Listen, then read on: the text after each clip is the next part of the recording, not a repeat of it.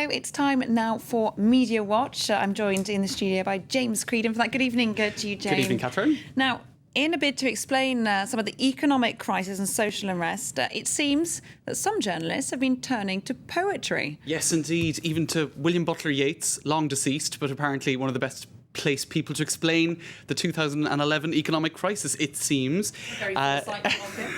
Exactly. No, so basically the headline in today's Guardian editorial was lifted straight out of a poem by William Butler Yeats in 1920 called I should remember the name, but shouldn't I? The Second Coming. And there was a line out of that poem called Slouching Towards Bethlehem, which was a metaphor for a sort of a new era, a transition from one system or one kind of civilization to another, basically the end of an era.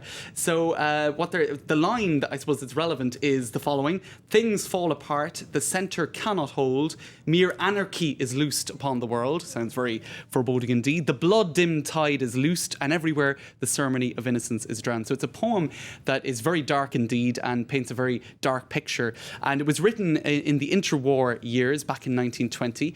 And as many have said, it could perhaps equally apply to our era. And indeed, one of the people who was reading this editorial said, "That's so strange. I was just reading the financial news and that poem came into my mind. And now I'm reading this editorial, which is entitled, which is a title inspired by this poem." So it seems to be a poem that is capturing the moment in many respects. Leader writers feeling rather gloomy. Indeed, and especially even more bizarrely over at the Financial Times, they also quoted this poem in the last couple of days, but this time broadening out, I suppose, to the unrest surrounding all of the economic uncertainty and the Occupy movement.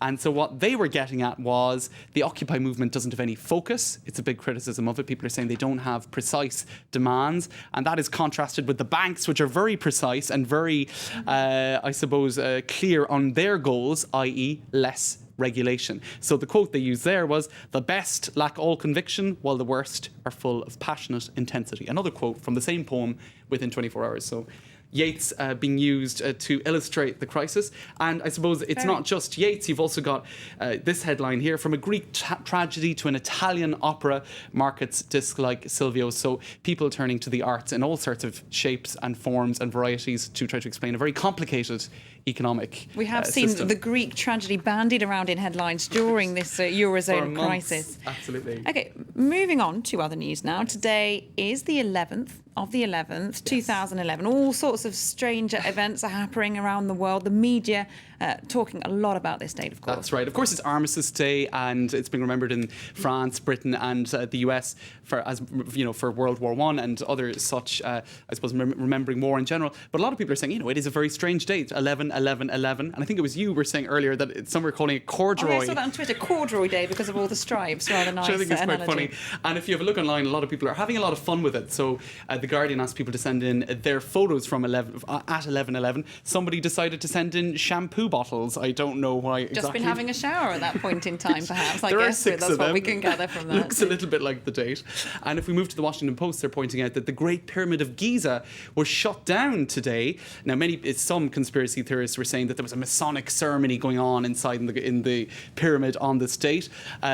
Obviously, they are saying that they shut it down because of maintenance work, but they're also saying they shut it down. Some are saying they shut it down because they were afraid of, I suppose, conspiracy theorists or people who have strange and wonderful beliefs going to the pyramid and celebrating them on that day.